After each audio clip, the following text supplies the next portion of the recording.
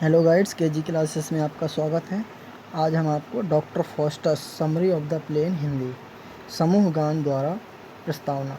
इस नाटक में कवि का इरादा ना तो महान सैनिक विजयों के गीत गाना है, ना राज दरबारों के महान प्रेम प्रसंगों के, और ना महान योद्धाओं तथा उनके गौरवपूर्ण कार्यों के।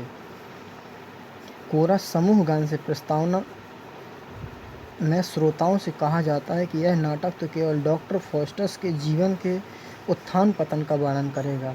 डॉक्टर फॉस्टस का जन्म जर्मनी के रोड्स नगर में एक साधारण परिवार में हुआ था। जब वह बड़ा हुआ तो उसे विटेनबर्ग विश्वविद्यालय में अध्ययन करने को भेज दिया गया। अल्पकाल में ही उसने धर्मशास्त्र में विद्वता प्राप्त करके डॉक्टर की उपाधि प्राप्त कर ली। कुछ ही समय में वह ज्ञान की प्राय सभी विधाओं में पारंगत हो गया और अन्य सभी विद्यार्थियों से श्रेष्ठ हो गया, किंतु वह घमंड से फूलकर धृष्ट हो गया। उसको अलौकिक शक्तियाँ प्राप्त करने की तीव्र महत्वाकांक्षा हुई और वह जादू टोने की कला सीखकर उसके प्रयोग करने लगा। उसकी दशा इकारस जैसी हो गई, जिसने पंख लगाकर सूर तक उड़ने का प्रयत्न किया था, किंतु समुद्र में गिरकर डूब मरा। यही फास्टस इस नाटक का नायक है, जिसे आप उसके अध्ययन कक्ष में बैठा हुआ देखेंगे।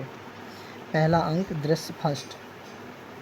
फास्टस अपने अध्ययन कक्ष में बैठा हुआ अपने आप से बातें कर रहा है। उसे अनेक विषयों में प्रवीणता प्राप्त हो चुकी है। वह अब इन विविध विषयों की उपयोगिता का तुलनात्मक मूल्यांकन कर रहा है। तर्कशास्त्र पर वह मुग्ध है, किंतु तर्कशास्त्र का उद्देश्य केवल भली भांति तर्क करने के अतिरिक्त और कुछ नहीं है। चिकित्सा शास्त्र का लक्ष्य केवल अच्छा स्वास्थ्य है, यद्यपि इससे उसे धन और यश प्राप्त हो सकता है। कानून सिर्फ मामूली झगड़े निपटाने के लिए है। धर्मशास्त्र अन्य शास्त्रों की अपेक्षा उत्तम है, परंतु धर्मशास्त्र का कथन है कि पाप का परिणाम मृत्यु है। उसमें और भी कई स्पष्ट बातें कही गई हैं, इसलिए धर्मशास्त्र को भी अलविदा। इन समस्त विषयों में पारंगत हो जाने पर भी वह एक आम आदमी के सिवा और कुछ नहीं। उसकी आकांक्षा तो महान सम्मान और यश, असीम संपत्ति तथा शक्ति प्राप्त करना है। अपने आप से बहुत दूर तक तर्क वितर्क करने के पश्चात अंततः फास्टस निश्चय करता है कि पूरी गंभीरता के साथ जादू विद्या का अध्ययन करें। उसे पूर्ण विश्वास है कि जादू विद्या में प्रवीण हो जाने पर व्यक्ति ईश्वर जैसा शक्तिशाली हो जाता है। फास्टस तब अपने सेवक वैगनर से कहता है कि जाकर उसके मित्रों बाल्डस और कॉर्नियस को बुला लाएं। उसका ख्याल है कि उनकी सलाह इस विद्या को सीखने में अत्यंत सहायक होगी। जो मस्खरा जान पड़ता है। वैगनर उसे लड़का कहकर पुकारता है तो वह नाराज हो जाता है, लेकिन जब वैगनर उसे कुछ सिक्के देकर कहता है तो वह उसे नौकर रखना चाहता है, तो वह मजाक करने लगता है। जब वैगनर उसे डराने की कोशिश करता है कि प्रेतों को बुलाकर उसे उठवा ले जाएगा, तो वह सेखी बघाने लगता है, लेकिन ज्यों ही दो प्रेत प्रकट होते हैं, वह देहाती वैगनर का सेवक बनने को राजी हो जाता है, बशर्ते कि वैगनर उसे मृतात्माओं को बुलाने की विद्या सिखा दे। दूसरा अंक, दृश्य फर्स्ट। आधी रात होने वाली है। फास्टस अपने अध्ययन कक्ष में अकेला है। एक बार फिर उसे संशय तथा अस्थिरता घेर लेती है। आखिरकार वह महसूस करता है कि अब ईश्वर एवं स्वर्ग के बारे में सोचना व्यर्थ है। उसे हमेशा के लिए नरक में पड़े रहने से कोई नहीं बचा सकता। नेक देवदूत व दुष्ट देवदूत फिर उनके सामने प्रकट होते हैं। पहला उससे आग्रह करता है कि निंदनीय विद्या को त्याग कर ईश्वर की दया की याचना करे, किंतु दूसरा उसे दौलत और ताकत पाने के लिए कोशिश करने का परामर्श देता है। उसके ये शब्द निर्णायक होते हैं और फास्टस संपत्ति एवं शक्ति के लालच का शिकार हो जाता है। देवदूतों के प्रस्थान के पश्चात मेफिस्टोफिलिस पुनः प्रकट होता है और फास्टस को सूचित करता है कि लूसीफर से उसका प्रस्ताव स्वीकार कर लिया है और वह मेफिस्टोफिलिस 24 वर्ष तक निरंतर फास्टस के साथ रहकर उसकी हर तरह से सेवा करता रहेगा। लेकिन शर्त यह है कि फास्टस अपने रक्त से यह इकरारनामा लिख दे कि वह अपनी आत्मा शैतान को सौंप देगा और 24 वर्ष पूरे हो जाने पर लूसीफर को उसकी आत्मा को नरक में सदा सदा के लिए ले जाने का अधिकार होगा। फास्टस यह शर्त स्वीकार कर लेता है और अपनी बाह में चाकू भोंककर उस खून से इकरारनामा लिख देता है। तब मेफिस्टोफेलिस कुछ प्रेतात्माओं को बुला लेता है जो फास्टस का जी बहलाते हैं। इसके बाद फास्टस और मेफिस्टोफेलिस इस विषय पर चर्चा करते हैं कि नरक वास्तव में किस जगह है। मेफिस्टोफेलिस कहता है कि नरक किसी एक स्थान पर नहीं है, जहाँ भी पाप आत्मा निवास करती वही नरक है। जो भी हो, फास्टस के लिए नरक का कोई महत्व नहीं है। अब तो उसे एक अत्यंत सुंदर पत्नी की तीव्र इच्छा है। मेफिस्टोफेलिस को विवाह का विचार पसंद नहीं। वह महिला के वेश में एक दुष्ट आत्मा को ले आता है जो फास्टस को बहुत परेशान करती है। तब मेफिस्टोफेलिस फास्टस को कुछ पुस्तकें देता है जिनसे वह चमत्कार उत्पन्न करना सीख सकता है, जैसे स्वर्ण प्राप्त करना, तूफान उठाना तथा ज्योतिष आदि विद्याओं में निपुण होना। दृश्य 2। फास्टस अपने अध्ययन कक्ष में मेफिस्टोफेलिस के साथ है। उसे वह इकरारनामा लिखने पर अब पछतावा हो रहा है। वह इसके लिए मेफिस्टोफेलिस को कोसता है। दोनों देवदूत पुनः प्रकट होते हैं। नेक देवदूत फास्टस से अनुरोध करता है कि पश्चाताप करके प्रभु से क्षमा याचना करें, लेकिन देवदूत कहता है कि वह अब एक प्रेतात्मा है, इसलिए पश्चाताप नहीं करता है। फास्टस अचरज सहित अनुभव करता है कि उसका हृदय अब इतना कठोर हो चुका है कि उसमें पश्चाताप करने की सामर्थ्य नहीं, और अब तो उसे सदा नरक में ही रहना पड़ेगा। उसे प्रायः छुरे, तलवारें, लटकती रस्सियाँ, जहर, बंदूकें। फास्टस जब अकेला रह जाता है तो उसके सामने नेक देवदूत और दुष्ट दूत प्रकट होते हैं।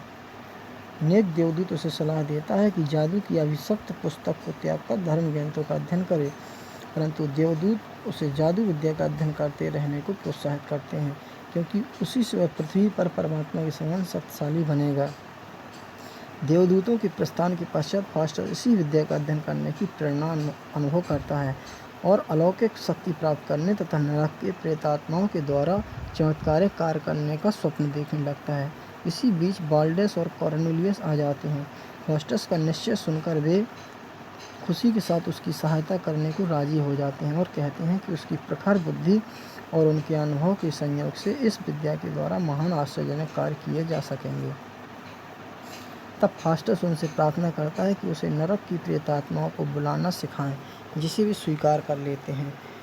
उसी रात प्रेतात्माओं को बुलाने का प्रयोग करना तय हो जाता है। दृश्य 2। फास्टस के घर के सामने दो विद्वान बातचीत कर रहे हैं। उनका ख्याल है कि फास्टस के साथ कुछ गड़बड़ है, क्योंकि वह इन दिनों विश्वविद्यालय में बहुत ही कम दिखाई देता है। इसी बीच फास्टस का सेवक वैगनर वहां आ जाता है।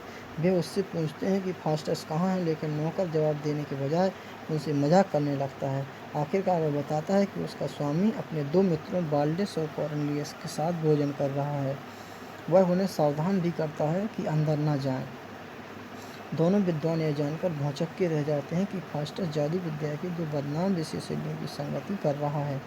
वे तय करते हैं कि विश्वविद्यालय के रेक्टर को इसकी सूचना दें ताकि वह फास्टस को सही रास्ते पर लाने के लिए कुछ करें। दृश्य 3। अंधेरी रात में वृक्षों के एक सुनसान झुरमुट में फास्टस अपने आप से फिर बातें कर रहा है। वह वहां जादू का प्रथम प्रयोग करने आया है। प्रेतात्माओं को बुलाने के लिए वह कुछ विचित्र रेखाएं और आकृतियां बनाकर विशेष उच्चारण कर रहा है। अकस्मात नरक के राजा लूसीफर का महान नायक मेफिस्टोफेलिस अपनी क्रूर आकृति में प्रकट होता है। फास्टस उसे तुरंत चले जाने और साधु के भेष में लौटकर आने का आदेश देता है। फास्टस फिर स्वयं कथन करने लगता है। वह अपने जादुई शब्दों के प्रभाव से परम प्रसन्न है और सोचता है कि वह बहुत जल्द वह दुनिया का सबसे बड़ा जादूगर बन जाएगा।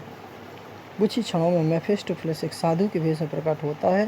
फास्टस उसे हुक्म देता है कि सदा उसकी आज्ञाओं का पालन करता रहे, लेकिन मेफिस्टोफेलिस कहता है कि अपने स्वामी की स्वीकृति के बिना वह ऐसा नहीं कर सकता। वह फास्टस को सुझाव देता है कि नरक की प्रेतात्माओं को बुलाने का सबसे सरल उपाय है कि वह ईश्वर तथा धर्म ग्रंथों का त्याग कर श्रद्धा रखना त्याग दे और केवल लूसीफर की प्रार्थना करे। फास्टस कहता है कि वह तो पहले ही शैतान के प्रति समर्पण कर चुका है, अब अपनी आत्मा को भी इस शर्त पर शैतान के हवाले कर देगा कि उसे 24 वर्ष तक बैरोक टॉप इंद्रिय सुख प्राप्त करते हुए जीवित रहने की अनुमति दी जाए। और उसकी समस्त इच्छाओं की पूर्ति करने के लिए मेफिस्टोफेलिस निरंतर उसके साथ रहे। फास्टस मेफिस्टोफेलिस से तब कहता है कि जाकर लूसीफर को उसका यह संदेश दे दें और आधी रात को आकर उसे उसका उत्तर बताएं। दृश्य 4। सड़क पर फास्टस के सेवक वैगनर की एक देहाती गंवार से भेंट होती है। आदि दिखाई पड़ते हैं जिनसे उसे यह इच्छा होती है कि आत्महत्या कर लें, किंतु सांसारिक भोग विलास का लालच उसे नहीं मरने देता। फास्टस मेफिस्टोफेलिस को खोजता है कि उसकी आत्मा को शापग्रस्त करा दिया और उसे कमरे से निकाल दिया। अब फास्टस पश्चाताप करने और ईश्वर की दया के बारे में विचार करता है। दोनों देवदूत एक बार फिर प्रकट होते हैं। दुष्ट देवदूत फास्टस की चेतावनी देता है कि अगर वह पश्चाताप करेगा तो दुष्ट प्रेतात्मा उसके टुकड़े टुकड़े कर डालेंगे, किंतु नेक देवदूत कहता है कि अगर वह सच्चे मन से पश्चाताप करेगा तो दुष्ट आत्मा उसे छू नहीं सकेंगे। अब मेफिस्टोफेलिस लूसीफर और बेलजेबुल के साथ वापस आता है। लूसीफर जोर देकर कहता है कि इकरारनामा लिख देने के बाद फास्टस को ईश्वर या ईसा मसीह से प्रार्थना करने का कोई अधिकार नहीं रहा। अब यीशु उसे नहीं बचा सकते हैं और बचाएंगे भी नहीं, क्योंकि इकरारनामे के अनुसार अब उसकी आत्मा का स्वामी वह लूसीफर है। भयभीत फास्टस अपनी स्थिति समझ लेता है और अंतिम रूप से वायदा करता है कि वह सारे धर्म ग्रंथ जला देगा और फिर कभी ईश्वर का तक नाम नहीं लेगा। इस पर लूसीफर अत्यंत प्रसन्न होता है और फास्टस के मनोरंजन के लिए 7 घातक पापों का मनमोहक दृश्य दिखाता है। 7 घातक पाप घमंड, लालच, क्रोध, ईर्ष्या, पेटूपन, आलस और अव्यभिचार एक एक करके अपने असली रंग रूप में प्रकट होते हैं। वे फास्टस को अपने बारे में बताते हैं। एक शानदार दृश्य से फास्टस हर्षित होता है। लूसीफर अपने सेवक के साथ विदा लेता है। चलते समय वह फास्टस को जादू विद्या की बहुत महत्वपूर्ण पुस्तकें देता है और वायदा करता है कि आधी रात को उसे नरक दिखाएगा। तीसरा अंक कोरस। तीसरा अंक शुरू होने से पहले कोरस में बताया जाता है कि शैतान को अपनी आत्मा सौंपने के बाद फास्टस क्या क्या करता रहा है। वह आकाशीय पिंडों के रहस्यों का अध्ययन करने के लिए एक चमकीले रथ में बैठकर ओलंपस पर्वत के शिखर पर गया। पूर्व से पश्चिम और उत्तरी तथा दक्षिणी ध्रुवों पर का चक्कर लगाता हुआ वह 8 दिन में घर लौट आया। फिर ब्रह्मांड की रचना का अध्ययन करने के लिए वह पंख वाले दैत्य पर सवार होकर आकाश में बहुत ऊपर तक पहुंचा। अब वह रोम जाकर पोप तथा उसके दरबार में जाएगा और संत पीटर के भोज में सम्मिलित होगा। दृश्य फर्स्ट। फास्टस मेफिस्टोफेलिस से कह रहा है कि वे फ्रांस और इटली के बहुत से रोचक एवं महत्वपूर्ण स्थानों का भ्रमण कर चुके हैं। मेफिस्टोफेलिस कहता है कि अब अंत में वे रोम आ पहुँचे हैं और पवित्र पोप की निजी कक्ष में ठहरने वाले हैं। अब पहले वे पोप से मिलेंगे और फिर संत पीटर दिवस पर अपना भोज में सम्मिलित होंगे, जहां उन्हें गंजी खोपड़ी वाले साधु मिलेंगे। उनके जीवन का लक्ष्य खाना पीना और मौज मनाना है। पोप और उसके सेवकों के साथ मजाक करने के उद्देश्य से मेफिस्टोफेलिस अपने जादू से फास्टस को अदृश्य बना लेता है। फ्रेंड्स, ये थोड़ा पेज आगे पीछे हो गए हैं, आप लोग समझ लेना। पोप की निजी कक्ष में कई पादरी तथा अन्य साधु भोज में सम्मिलित होने आए हैं। फास्टस मजाक शुरू करता है। पोप ज्यों ही पादरी को स्वादिष्ट भोजन की एक प्लेट देने लगता है त्यों ही अदृश्य फास्टस प्लेट छीन लेता है। ऐसा कई बार होता है। पोप बहुत परेशान है क्योंकि शरारत करने वाले को कोई भी नहीं देख पाता। आखिरकार यह समझा जाता है कि वह कोई प्रेतात्मा है जो नरक से भागकर पोप से क्षमादान करने आई है। प्रेतात्मा की मुक्ति के लिए साधु मृतक संस्कार करते हैं। फास्टस पोप को थप्पड़ मार देता है। फास्टस और मेफिस्टोफेलिस साधुओं को पीटते हैं और उनके बीच पटाखे छोड़ देते हैं। वे सब डरकर भाग खड़े होते हैं। अंक चौथा कोरस। समूह गान के द्वारा बताया जाता है कि फास्टस विदेशों में विरलतम वस्तुओं तथा राजाओं के दरबारों को देखकर और पूर्ण रूप से अपना मनोरंजन करके अपने घर लौट आया है। उसकी सकुशल वापसी पर उसके मित्रों एवं संबंधियों ने उल्लासपूर्वक उसका स्वागत किया। उन्होंने संसार तथा आकाश में उसकी लंबी यात्रा के अनुभवों पर बातचीत की। उन्हें उसकी विद्वता एवं बुद्धिमत्ता पर आश्चर्य हुआ और दूर दूर तक उसकी प्रसिद्धि हो गई। राजा चार्ल्स पंचम ने उसे अपने विस्मयकारी कर्तव्यों का प्रदर्शन करने के लिए रात्रि भोज पर आमंत्रित किया। उसके प्रदर्शन से राजा अति प्रसन्न हुआ। दृश्य फर्स्ट। घोड़ों का रईस रखवाला रॉबिन डॉक्टर फोस्टस की जादू की किताबें चुराकर ले आया है और एक सराय के सामने खड़ा है। रॉबिन को सफाई का काम करने को रॉल्फ बुलाने आता है। रॉबिन उसकी बात अनसुनी करके कहता है कि उस पुस्तक की सहायता से वह अब रज भरे करतब दिखा सकता है। दरअसल वह कुछ खतरनाक काम तुरंत करने वाला है। वह पाताल के प्रेतों को भी बुला सकता है। राल्फ को इस बात में अधिक रुचि नहीं होती। तब रॉबिन उससे कहता है कि अगर वह नौकरानी नैन सूट पर मोहित है तो वह रॉबिन उसे अपने जादू की कला से उसके लिए पटा सकता है। अब राल्फ की दिलचस्पी जागती है। दोनों अपना सफाई का काम पूरा करके फिर जादूगरी आजमाने का निर्णय करते हैं। दृश्य 2। उसी स्थान पर रॉबिन और रॉल्फ फिर दिखाई देते हैं। वे सराय के कलार शराब विक्रेता चांदी का कटोरा चुरा लाए हैं। रॉबिन सेखी बघार रहा है कि जादू की किताब के जरिए वह चमत्कार दिखा सकता है। उसी वक्त कलार आ पहुंचता है और उनसे अपना कटोरा मांगता है। रॉबिन चोरी से इनकार करता है तो विक्रेता दोनों की बारी बारी से तलाशी लेता है, लेकिन उसे कटोरा नहीं मिलता। अब रॉबिन उन पर झूठा आरोप लगाने के लिए उसे सबक सिखाना चाहता है। जादू की किताब की मदद से वह मेफिस्टोफेलिस के प्रेत को बुलाता है। वह तुरंत अपनी पीठ पर पटाखे छोड़ देता है। उनकी पीठ पर पटाखे छोड़ देता है। वे भयभीत होकर इधर उधर भागते हैं। राल्फ कलार का कटोरा लौटा देता है। मेफिस्टोफेलिस फिर आता है और उन पर क्रोधित होता है कि अपनी सनक पूरी करने के लिए उन्होंने व्यर्थी इसे इतनी दूर से बुलाकर परेशान किया। वे उसे भोजन के लिए 6 पेंस देने को कहते हैं। उस पर मेफिस्टोफेलिस आग बबूला होकर रॉबिन को अंदर बंदर तथा राल्फ को कुत्ता बना देता है। दृश्य 3। फोस्टस बादशाह चार्ल्स पंचम के दरबार में आता है। उसकी प्रशंसा बादशाह तक पहुंच चुकी है और उसे दरबार में अपने चमत्कारी जादुई करतब दिखाने को बुलाया गया है। बादशाह उसे विश्वास दिलाता है कि उसके प्रदर्शन पर ना तो उसे दंड दिया जाएगा और न उसकी साख कम होगी। फास्टस जादुई चमत्कार दिखाने को राजी हो जाता है। बादशाह उससे कहता है कि उसे अपने पूर्वज सिकंदर महान को देखने की बहुत दिनों से तीव्र इच्छा है। अगर फास्टस अपने काले जादू के जोर से उस प्रसिद्ध विजेता तथा उसकी सुंदर प्रेमिका को उनके वास्तविक शरीर और वस्त्रों में प्रदर्शित कर दे तो वह चार्ल्स अत्यंत आभारी होगा। इस बीच एक धृष्ट दरबारी फास्टस का मखौल उड़ाता है और उसके कौशल की उपेक्षा करता हुआ वहां से चला जाता है। फास्टस उसे बाद में सबक सिखाने का निर्णय करता है। फास्टस के बुलावे पर सिकंदर महान तथा उनकी सुंदर प्रेमिका अपने असली रंग रूप में प्रकट होते हैं। बादशाह बहुत खुश होता है। निंदा करने वाला दरबारी लौटकर आता है तो उसके सिर पर सींग उगे हुए देखकर सबको बड़ा आश्चर्य होता है। इस प्रकार वह सब दरबारियों के सामने उसकी बेइज्जती करके फास्टस ने उसे बदनामी करने का सबक सिखा दिया, लेकिन बादशाह की प्रार्थना पर फास्टस उसके सींग गायब कर देता है। बादशाह फास्टस को भारी इनाम देने का आश्वासन देता है। दृश्य 4। एक हरे भरे मैदान में फास्टस तथा मेफिस्टोफेलिस आराम करते हुए बातें कर रहे हैं।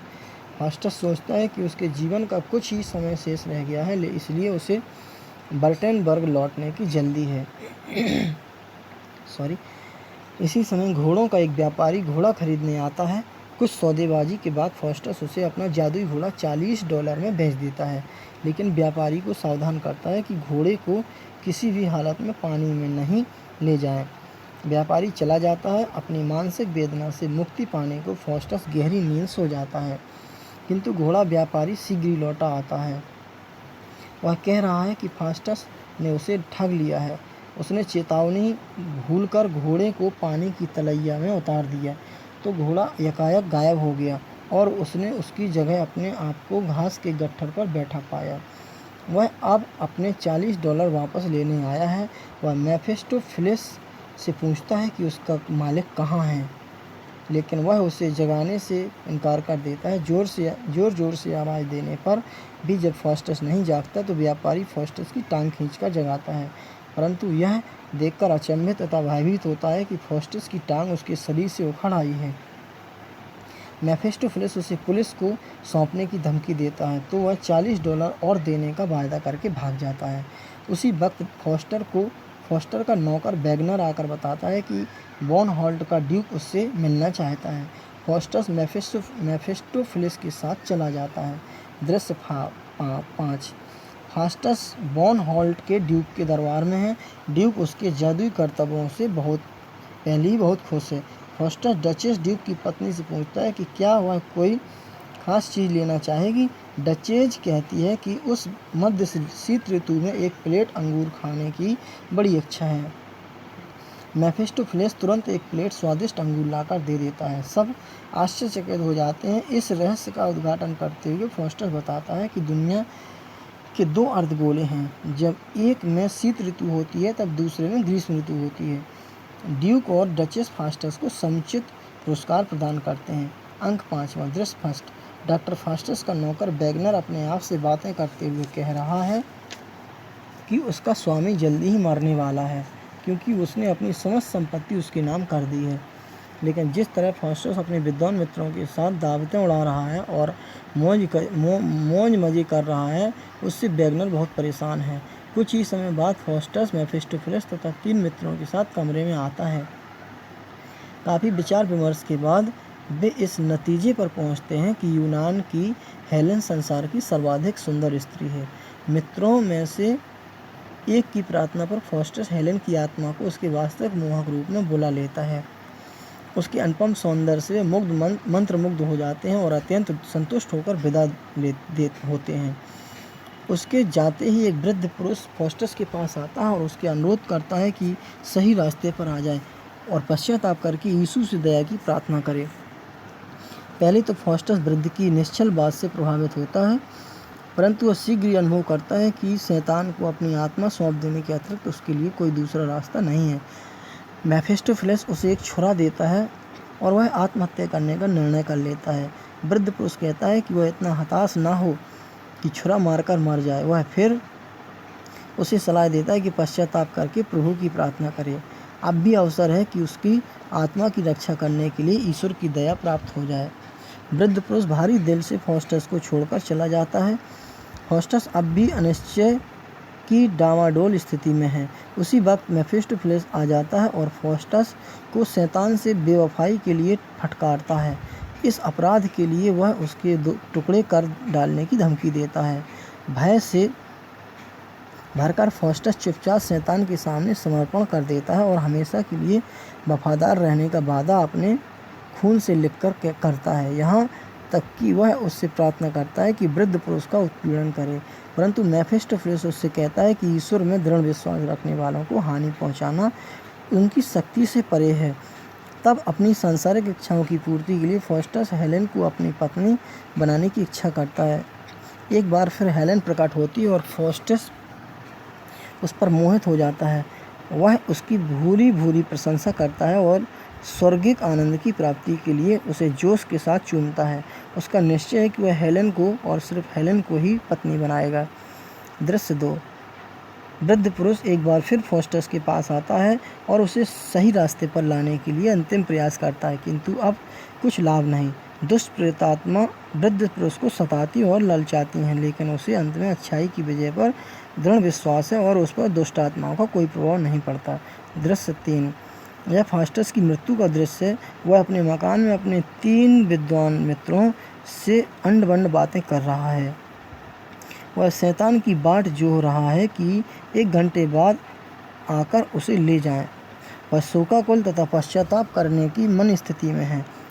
उसके मित्रों की ख्याल है कि अत्यधिक एकाकी जीवन उसकी बीमारी का कारण बनी है, किंतु फास्टस अंततः स्वीकार करता है कि किस प्रकार उसने केवल 24 वर्ष के लिए सांसारिक सत्ता एवं धन संपत्ति का आनंद लेने को अपनी आत्मा शैतान को बेच दी है।